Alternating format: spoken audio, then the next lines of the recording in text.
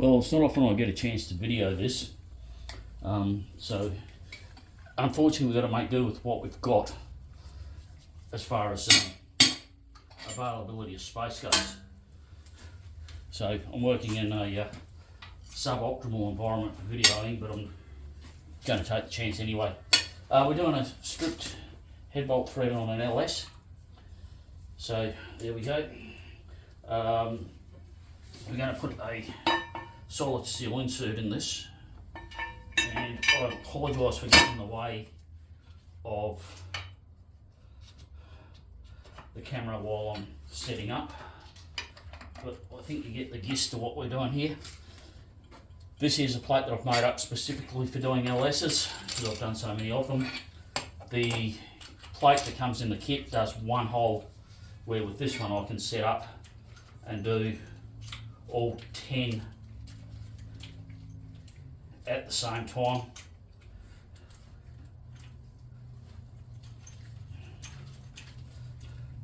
We're only doing this single hole here, so hopefully you've got a good enough shot of what I'm doing.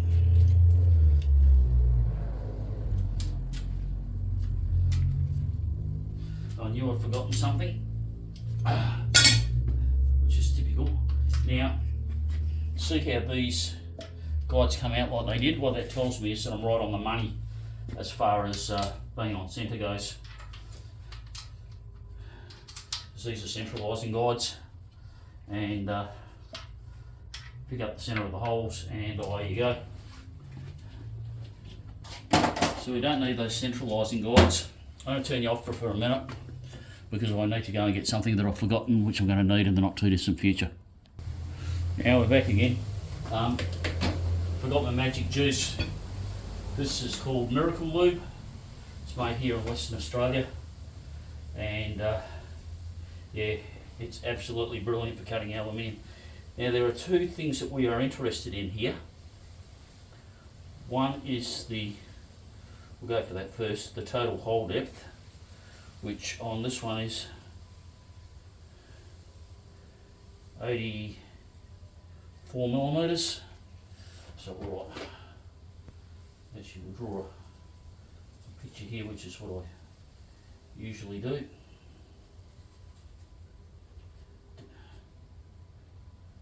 Rembrandt I am not. 84, and the other one I'm interested in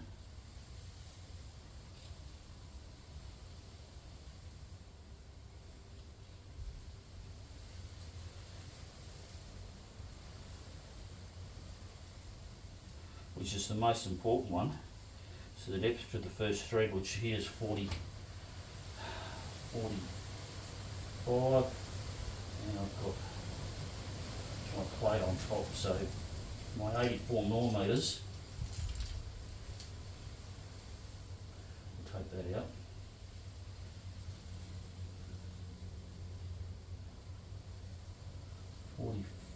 So we've got 45 from the top of the plate to the first thread, 45 and 84. So what we'll do is we'll come over here and we'll check it on this one, because this thread here is undamaged. That's showing 44, just a fraction under 45, and this one here is 86 to the bottom of the hole.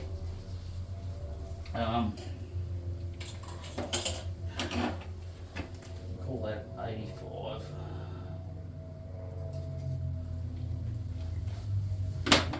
Excuse me, I'll double check it now. And it's 84 point something. Move this away.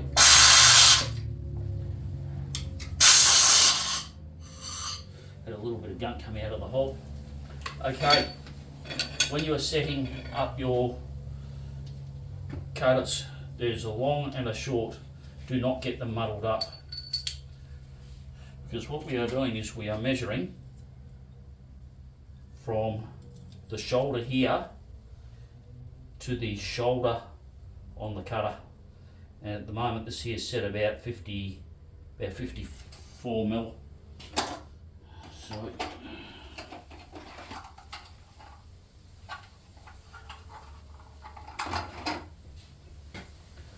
we'll undo, we'll get the right Allen key.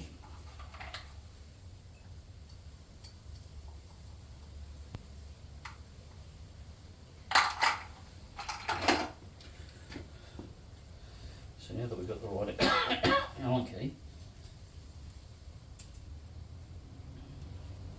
what I normally do is I normally give them about another millimetre, 46. Now the reason that I work in metric is not that I'm, or this is built in metric, so go 46 here. Just set the slide to 46. It's just a fraction up. The reason I work in metric is that we're working in individual increments. This is the insert we're going to put in, and the reason that I allow a millimetre is you see the shoulder. Actually, I don't know if you can see it or not, but there's a shoulder here. I don't know if this is on focus because I can't see the camera because it's right up against the wall, or a wall. And so what happens is that it tends to hold this up a little bit. So I give it a millimetre and put it a millimetre further down hole. You've got to be careful with anything which uses a stretch bolt or a torque to yield bolt, because what you're doing is you are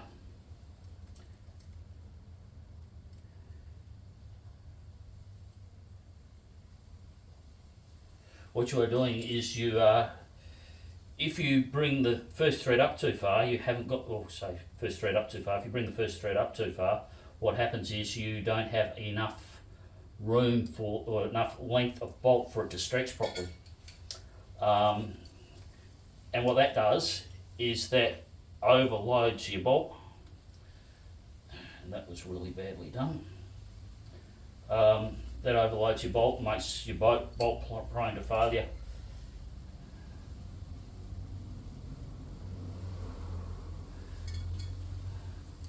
Moved it a fraction too far.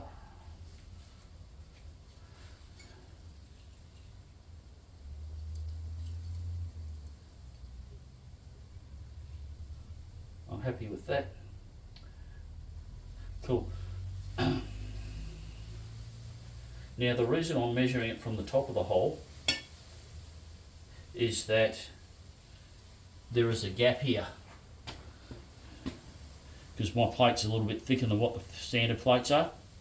So what I've got is I've got about a 3 mil or 2.5 mil, just a touch under 1/8 of an inch gap underneath this guide sleeve. So that's why I'm doing it the way I'm doing it. Now, we'll sit that in there. Cool.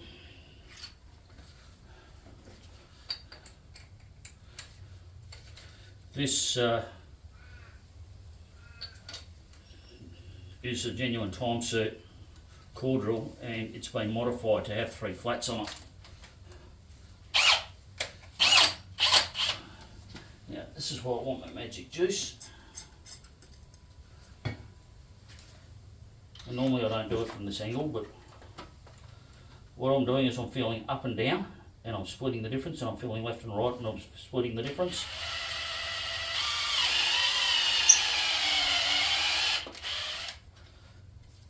Pull that out.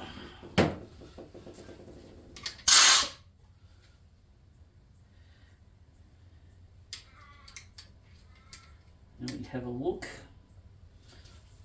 And I was a little bit too far up, because what I can see is I'm a little bit off. Even though you got the guide, you can still get them off a bit.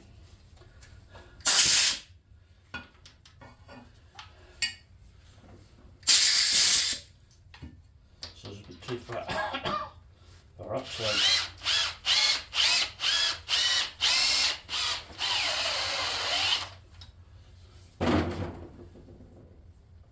That's better.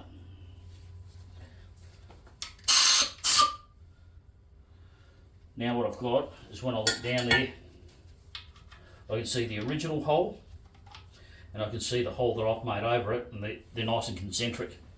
In most cases, it's a good indication, although on some of the V6 Isuzu EV1 motors, as they call them, and they're not electric, it's the V6 3 litre. What I've seen is them off heats.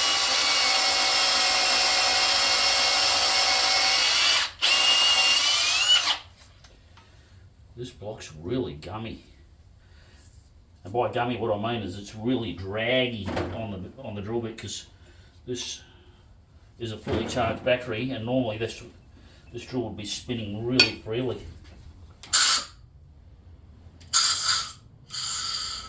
We're looking good there though.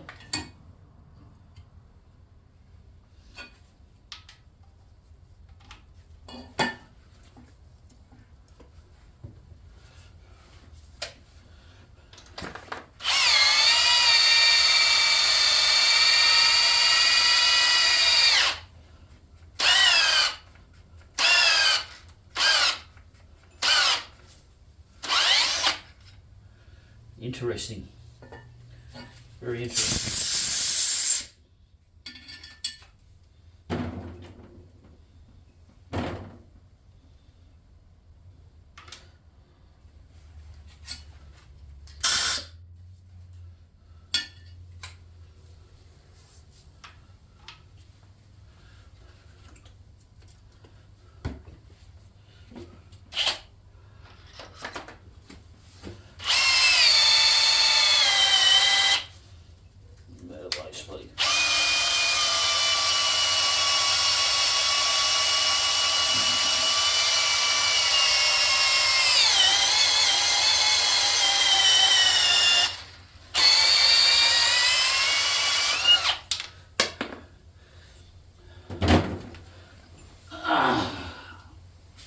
Normally these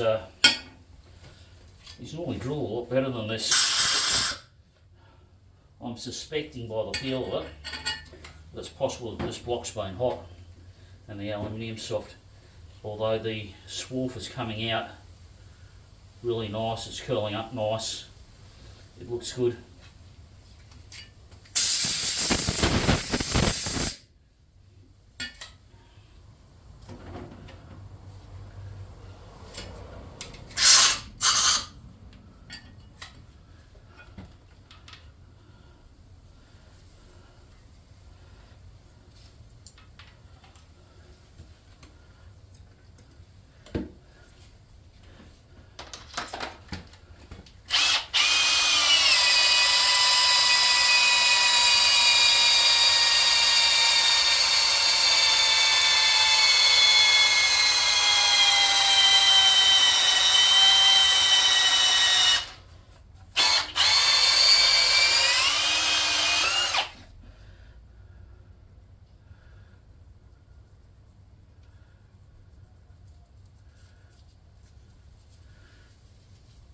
Interesting.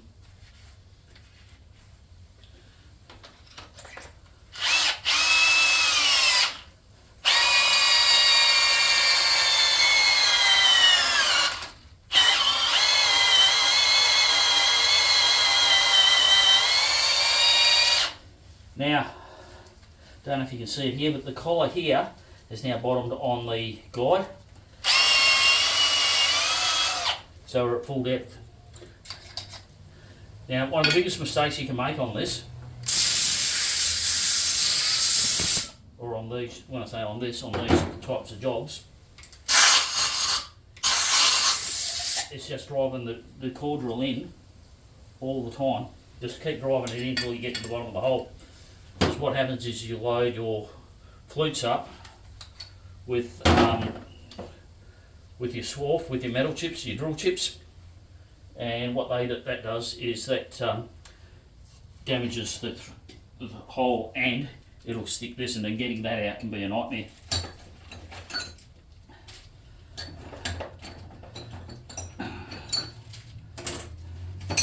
Now we'll get the right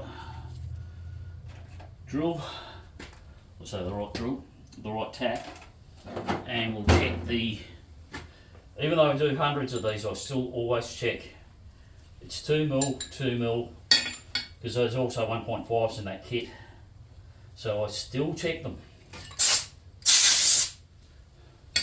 because you only have to get it wrong once, and sorting it out after you get it wrong is a big drama.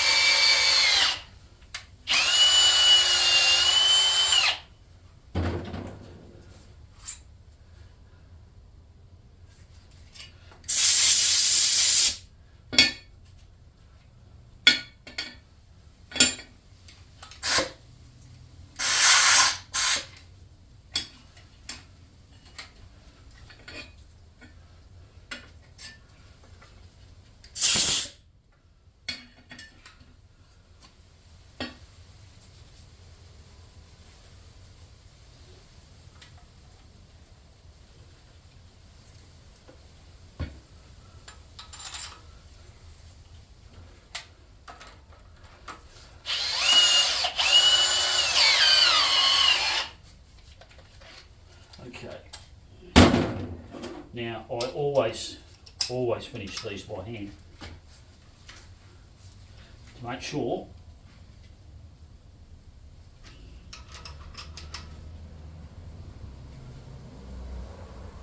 that I've got to where I want to be.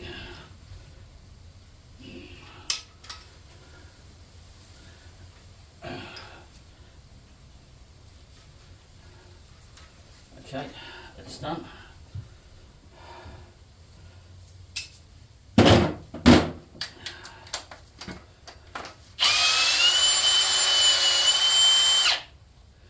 Cool. One of the good things about coming up like this is that it gives me an indication of how far in the tap's gone. So I need a minimum of 30mm because the insert's 30mm long.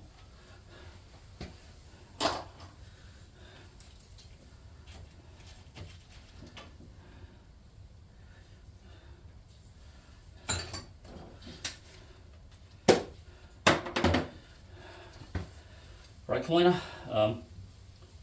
I use the Boston one primarily,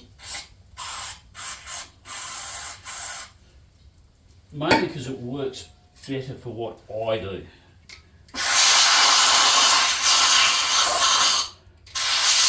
That doesn't mean it's best for all applications, but for what I'm doing, I like it.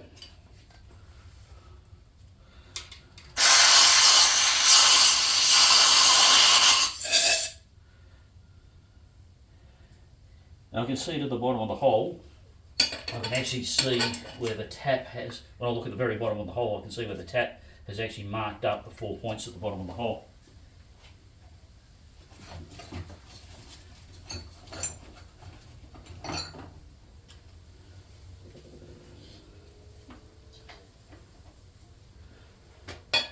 So we have here the Time-sert inserting tool, which is essentially a fluteless tap.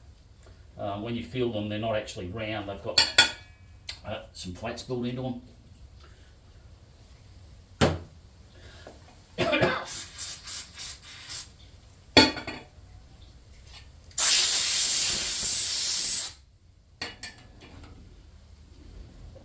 So now what we do is we put, and this is very important, we put the oil on the inside of the insert. We put some oil on the thread of the inserting tool. If you don't do that, what will happen is it will get in there. When you go to wind it out, it will stick. And there's no oil on my fingers because it's been washed off by the brake cleaner. So now we get the, I'm using Loctite 680 here, also known as Stay There Forever, you bastard. Now, people go on that you need high temperature Loctite. what you have to remember is that this insert should never get above water jacket temperature. And if it gets above water jacket temperature, then you have a bigger problem than you'll need for high temperature Loctite. You don't need 260 degree insert Loctite because you shouldn't be getting above 120 or 130 degrees centigrade at an absolute maximum. Now, you notice that when tight, what that's done is that insert has bottomed in the hole, or bottomed on the shoulder, and now I've gone through the bottom of the insert, and there's where the inserting tool has bottomed on the top of the insert. So we'll take that out.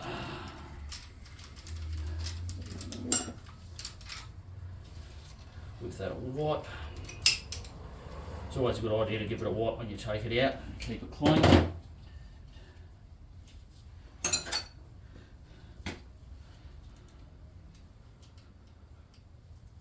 Check the height, 44 millimeters, we're within 1 millimeter. We're not going to argue about a millimeter. Cool, I'm happy with that. That's 44 millimeters to the top of the insert. We'll just quickly talk a little bit more about this. These inserts are semi-finished. They're actually, this is the top of the insert and the tool goes in here. This is actually undersized here. So what happens is that as I wind the inserting tool in, it actually stretches this out and locks it in. So in theory, I don't need to put anything on here at all to hold it, but I'll put the Loctite on anyway, because what it does is it increases the load bearing area over the aluminium, which will give you more strength as well. It's not there to actually hold the insert in position, it's to help it distribute the load more across the area of the cylinder block, or the area of the threads in the cylinder block. It's probably a better way of explaining it. Somewhere here I had a head bolt.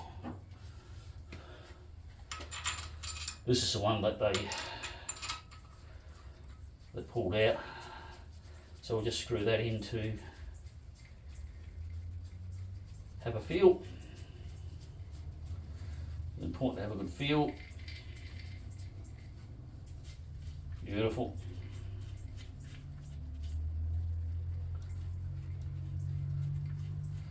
There we go, all done.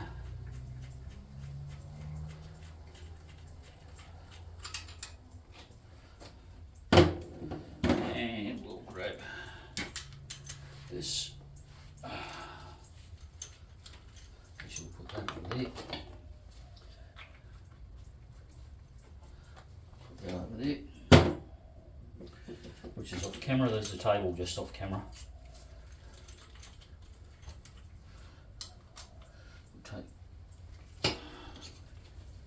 These off,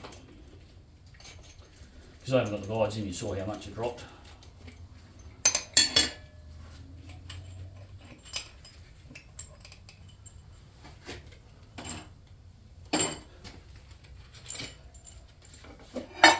And there we go, job done. All right. Hopefully that was beneficial for you.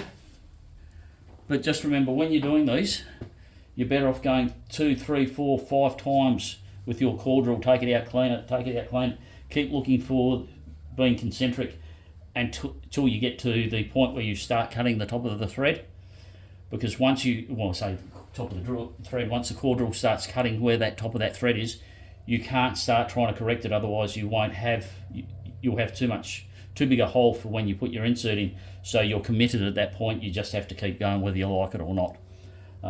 If you're off a fraction, generally it's because of the length of your head bolt, it won't worry you, but it's still something that you want to try to minimize. You want to be as close as you can. But some of the I've got another video which I haven't posted yet. I was doing an EV1 and I couldn't actually even tap the hole because it's not really probably a good example. What's a good way of probably can't say good illustrations to term I'm after because of the camera angle, but what's happening is when I was putting the tap in the hole, the tap was actually jamming up on the edge of the hole at the top. There was a massive gap over the other side because the hole wasn't true down hole. So what I had to do is I had to keep checking square off the top of the block surface as I was going down hole to bring the hole back to true. That one particular one, we were fixing broken head bolts. I had an engine rebuild, so yeah, that's how that one is.